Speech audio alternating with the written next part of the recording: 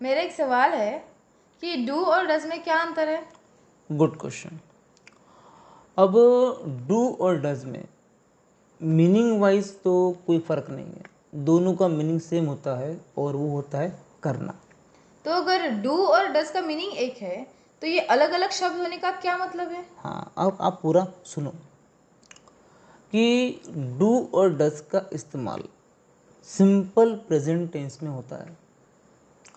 और कैसा है, अगर आपके सब्जेक्ट में, सब्जेक्ट मतलब एक्शन करने वाला, तो अगर आपका एक्शन करने वाला I, you, they, people, boys, girls, मतलब कोई भी अनेक वचन, बहुवचन, प्लूरल है और सब्जेक्ट अगर आए हैं तो उनके बाद आपका डू का इस्तेमाल होता है।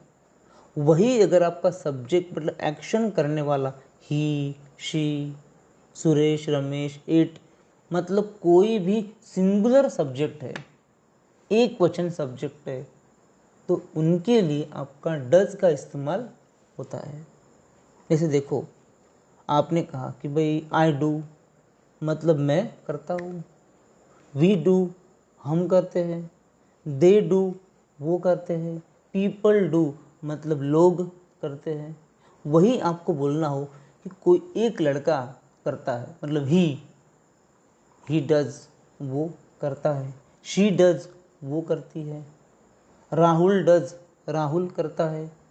तो अगर आपको बात करनी हो किसी एक की, ध्यान दो, खुद को छोड़ के, आई सिंगुलर है, लेकिन आई के लिए कभी भी आपके डज का इस्तेमाल नहीं होता है। ऐसा क्यों? हाँ, क्योंकि डज का इस्तेमाल होता है थर्ड पर्सन सिंगुलर।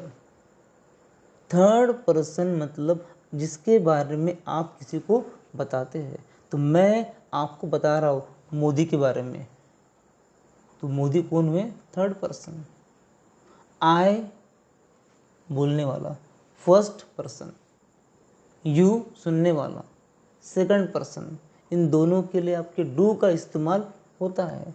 लेकिन जब बात करते हैं आप किसी दूसरे के बारे में, और अगर, क्या बोला मैंने, अगर आप बात करते हैं किसी दूसरे के बारे में और वो अगर सिंगुलर है, चाहे वो इंसान हो या हो एनिमल, तो उसके लिए आपका डज का इस्तेमाल होता है। ये बात इम्पोर्टेंट है।